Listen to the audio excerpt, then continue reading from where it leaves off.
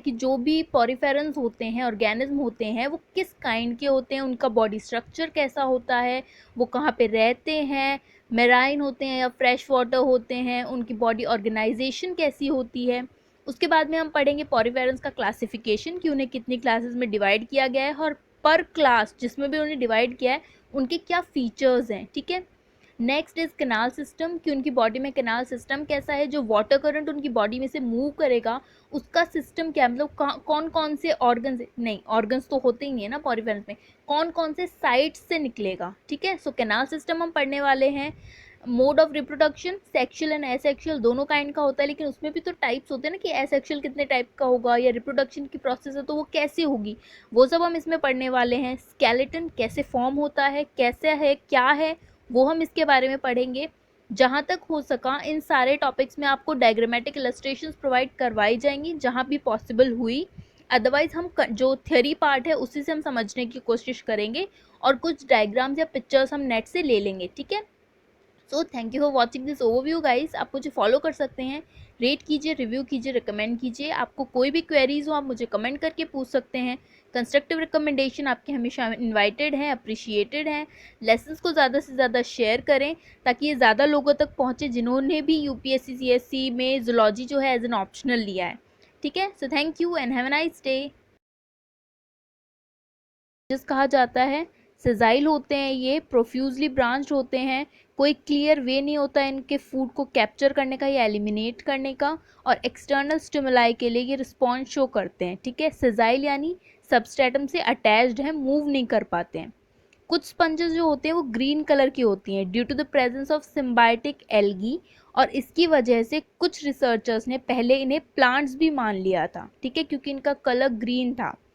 लेकिन उसके बाद में उनके फीडिंग सिस्टम और लाइफ साइकिल को देखने के बाद में उन्हें पता चला कि जो पॉरीफेरन्स होते हैं वो प्लांट्स नहीं, वो एनिमल्स हैं। जो पॉरीफेरा नेम है वो रॉबर्ट ग्रांट ने कॉइन किया था, जिसका मीनिंग होता है पोर बेयरिंग एनिमल्स, ठीक है। ये आपको ध्यान रखने की ज़रूरत है, हो सकता है कभी पूछ ले, या अगर आपको जैसे आंसर भी करके आना है ना तो एक पॉइंट अगर आप अपनी तरफ से भी डाल देते हो कि जो पॉरीफेरन टर्म है वो इस साइंटिस्ट ने कॉइन की थी, तो ये आपके लिए एक प्लस पॉइंट होगा, ठीक है। हग्सले एंड सोलास ने सबसे पहली बार प्रपोज किया था कि जो पॉरीफेरन्स होते हैं वो यूमेटोजोन्स में नहीं आते हैं, वो पैराजोआज में आते हैं, ठीक है। It is believed that sponges might have evolve from the colonial choanoflagellate protozoans. Choanoflagellate protozoans जो होते हैं वो होते हैं एनिमल्स के क्लोज रिलेटिव या फर्स्ट रिलेटिव्स जिन्हें माना जाता है ना, वो वाले प्रोटोजोन से इवॉल्व हुए हों, ये माना जा रहा था, ठीक है। स्पंजेस जो हैं वो इवोल्यूशनरी ब्लाइंड ऑफशूट को रिप्रेजेंट करती हैं, यानी इनके कुछ फीचर्स जो हैं वो सिलेंट्रेटा से मिलते हैं, कुछ फीचर्स जो हैं वो प्रोटोजोआ से मिलते हैं। इसकी वजह से ये कंफर्म नहीं था कि जो पॉरीफेरन्स हैं वो कौन सी फाइलम से ओरिजिनेट हुए हैं, ठीक है। इसीलिए कहा गया कि ये एक इवोल्यूशनरी ब्लाइंड ऑफशूट रिप्रेजेंट करते हैं, क्योंकि इसके कुछ फीचर्स एक फाइलम से और कुछ फीचर्स दूसरे फाइलम में सेम है, ठीक है। नाउ जनरल कैरेक्टर्स की बात कर लेते, ये तो कॉमन बस ऐसे इंट्रो था कि क्या होते हैं पॉरीफेरन्स और क्या क्या फीचर्स हैं। अब हम जो बेसिक हमें बात करनी है जनरल कैरेक्टर्स के बारे में वो देख लेते हैं। तो सबसे पहले जो पॉरीफेरन्स होते हैं वो आर्कटिक से टेम्परेट रीजन के बीच में डिस्ट्रीब्यूटेड हैं। सेजाइल होते हैं यानी सबस्ट्रेटम से अटैच्ड हैं, मूव नहीं कर सकते। मोस्टली मेराइन होते हैं, कुछ पॉरीफेरन्स ऐसे भी हैं जो कि आपको फ्रेश वाटर में मिल जाएंगे। मोस्टली सॉलिटरी होते हैं, कॉलोनियल फॉर्म में भी मिल जाते हैं आपको, ठीक है। स्टोन से, मोलस्कन शेल से या फिर वुडन पीसेस से अटैच्ड आपको मिल जाएंगे। बॉडी जो है इनकी होती है वो वास लाइक होती है, ट्यूबुलर होती है, कुशन लाइक या फिर सिलेंड्रिकल हो सकती है। वेरियस कलर्स में ये एग्जिस्ट करते हैं जैसे कि bright red, yellow, orange, pink और वायलेट और इवन वाइट एंड ब्लैक, ठीक है। कुछ स्पंजेस जैसा कि मैंने आपको पहले बताया सिम्बायोटिक एल्गी की वजह से ग्रीन अपीयर होती हैं, ठीक है। जैसा कि आप यहाँ देख सकते हैं प्रोफ्यूजली ब्रांच्ड, जैसे मैं कह रही थी बहुत सारी ब्रांचेज हैं। सिलेंड्रिकल आप इसमें देख सकते हैं कि कुछ जो पॉरीफेरन या कुछ जो ये शूट्स आपको दिख रही हैं ये सिलेंड्रिकल हैं, अलग अलग तरह की हैं। कलर की जब हम बात करते हैं तो ये वेरियस कलर के पॉरीफेरन स्पंजेस आपको देखने को मिल जाएंगे, ऑरेंज है, रेड है, येलो है, वायलेट है, ठीक है। So next points, majority of sponge are asymmetrical and some are radially symmetrical. Asymmetrical यानी जिसको किसी भी एंगल से कट करो वो दो इक्वल हाफ्स में डिवाइड नहीं हो सकती। रेडियली सिमेट्रिकल किसी भी एक्सिस से उसे कट करो कोई भी बॉडी को वो दो इक्वल हाफ में डिवाइड हो जाएगी। तो ये जो पॉरीफेरा आपको दिख रहा है या ये जो स्पंज आपको दिख रहा है वो रेडियल सिमेट्रिकल कह सकते हैं इसे हम, ठीक है, क्योंकि हम इसे किसी भी एंगल से काटेंगे इक्वल दो इक्वल हाफ में डिवाइड हो जाएगा, ठीक है। ये ऐसे नहीं है, इनको आप अगर काटेंगे तो ये एसिमेट्रिकल पॉरीफेरेंस में आएंगे, ठीक है ना। Now cellular grade of organisation देखने को मिलता है इनमें। फंक्शनल डिवीजन ऑफ लेबर, यानी कि जो एक पर्टिकुलर बड़ी लंबी प्रोसेस है उसे छोटे छोटे टास्क में डिवाइड किया जाएगा और हर एक टास्क एक पर्टिकुलर जो स्टेट जो पार्ट है और बॉडी का उससे दे दिया जाएगा कि ये पर्टिकुलर पार्ट यही करेगा, ये पर्टिकुलर पार्ट यही करेगा।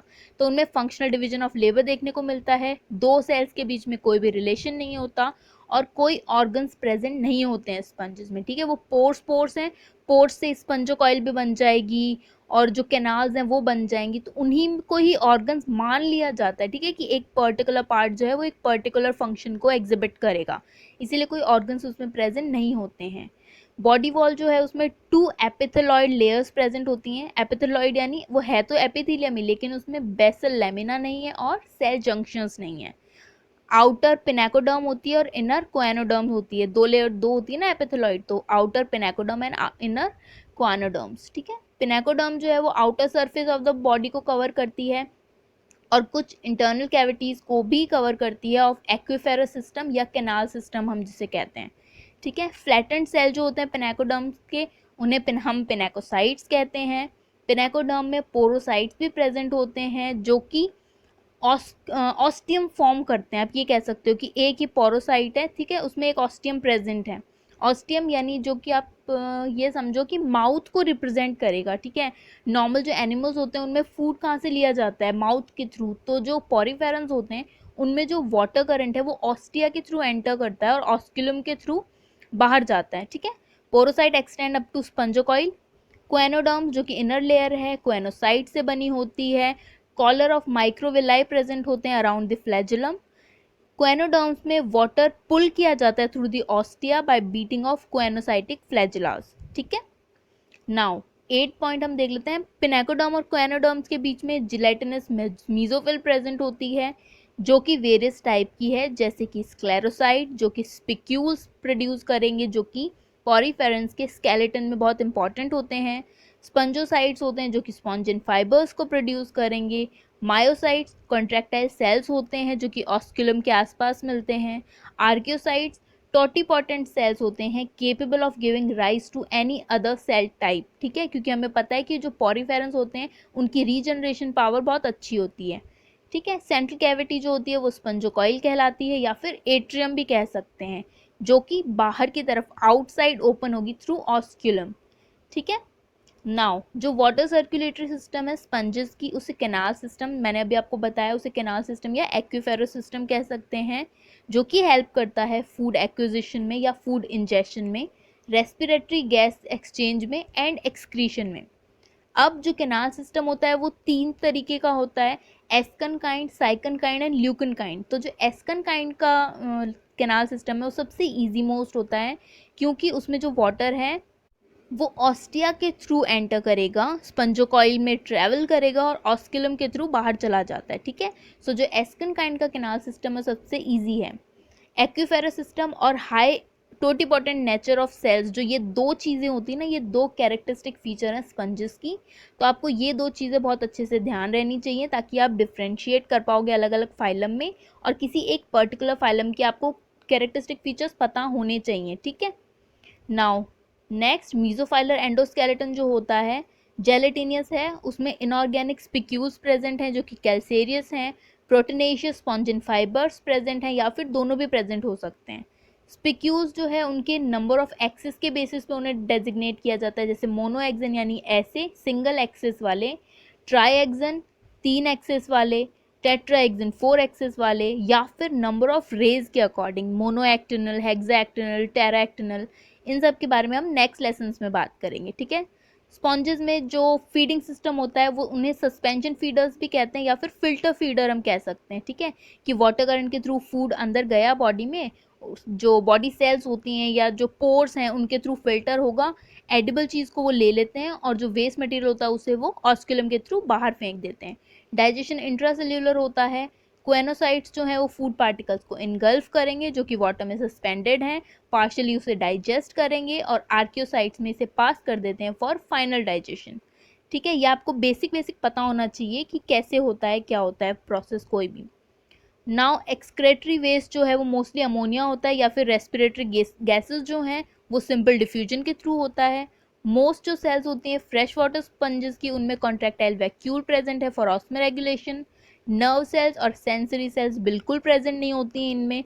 अगर कोई भी 1 in a million प्रेजेंट भी होंगी तो वो बहुत प्रिमिटिव काइंड की होती हैं, विद बाइपोलर और multipolar cells formed into a network, जो कि बहुत वीक होगा, इतना ज़्यादा नहीं फॉर्म होता है। ठीक है, और एनवायरमेंटल स्टिमुलाई को रिस्पॉन्स देती हैं ये। ठीक है, एसेक्सुअल रिप्रोडक्शन जो है वो फ्रेगमेंटेशन से होता है, बडिंग से होता है और जेम्यूल एंड रिडक्शन बॉडी के फॉर्मेशन से भी होता है। रीजनरेटिंग पावर इनकी बहुत ज़्यादा होती है, छोटे छोटे पार्ट्स में अगर इन्हें काट दिया जाएगा माइन्यूट पीसेस में भी, तो भी ये एक नए फंक्शनल स्पंज में जो है फॉर्म हो जाएंगे वापस। ठीक है, नाउ मोस्टली जो स्पंजेस होते हैं वो हर्माफ्रोडाइट होते हैं, लेकिन उनमें या तो प्रोटेंड्री आपको देखने को मिलती है या फिर प्रोटोगाइनी। प्रोटेंड्री यानी जो मेल रिप्रोडक्टिव सिस्टम है वो पहले मैच्योर हो जाएगा, एंड प्रोटोगाइनी यानी जो फीमेल रिप्रोडक्टिव सिस्टम है वो पहले मैच्योर होगा as compare to the male reproductive system. Spermatozoans जो हैं वो कोएनोसाइट्स में अराइज होते हैं। एग्स जो हैं वो या तो आर्कियोसाइट्स में या फिर डिफरेंशियल कोएनोसाइट्स में अराइज होते हैं। फर्टिलाइजेशन क्रॉस है, इंटरनल है। स्पर्मेटोजोआस कैनाल सिस्टम के थ्रू जो नेबरिंग इंडिविजुअल है उन तक ले आया जाता है और कोएनोसाइट्स जो हैं वो एग्स तक ट्रांसफ़र कर देंगे इन्हें। ठीक है, जो भी स्पर्मेटोजोन्स हैं उन्हें एग्स तक ट्रांसफ़र कर दिया जाता है by the coenocytes in the mesophyll. Now जो ट्रांसफ़र हो चुका है उसके बाद में डेवलपमेंट के बाद जो क्लीवेज होगा, ठीक है, फ्यूजन के बाद जो क्लीवेज होगा वो होलोब्लास्टिक होता है। डेवलपमेंट जो है वो इनडायरेक्ट है। और पॉरीफेरन जो फाइलम है उसमें आपको लार्वा देखने को मिलते हैं। कोई ऑर्गन्स नहीं होते हैं चाहे उसकी बॉडी में, लेकिन बट स्टिल उनमें लार्वास देखने को मिलते हैं 4 तरह के। सिलोब्लास्टुला लार्वा जो कि होलोब्लास्टुला है with flagellated cells. Second is amphiblastula larva यानी coeloblastula with flagellated and non flagellated cells. Parenchyma solid blastula with outer layer of flagellated cells, and fourth is Trichomella larva solid blastula with flagellated cells around the equator। ठीक है, सो हमने देख लिए phylum Porifera के जो features हैं वो क्या क्या हैं। नेक्स्ट लेसन में हम क्लासिफिकेशन, उनका स्केलेटन, किनाल सिस्टम, इन सब के बारे में पढ़ेंगे। So thank you for watching the lesson guys. आप मुझे फॉलो